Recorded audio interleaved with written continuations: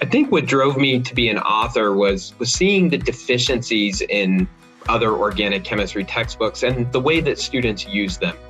I hoped that what we could put together was a textbook that engages the students, inspires them to read it, inspires them to learn more organic chemistry and have some fun along the process. Organic chemistry is a difficult subject, and if we can teach students how to solve problems in a way that's dynamic and engaging with personality, a book that has a rapport with students in the same way that an instructor has a rapport with students, well, that's really what the goal was. That's what drew me to undertake this project that's really gone on for the last 8 years.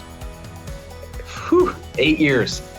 This was an 8-year journey, and for all of us involved, my wife, my children, family, everybody that had to, wait for me to join at Thanksgiving dinner because I was at a coffee shop working on the book.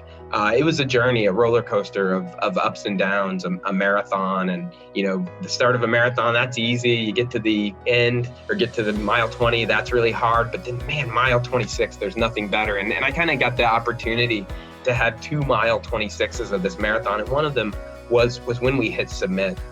Just such a super cool moment, the culmination of 8 years of work. And then afterwards, the panic of, I hope that was good.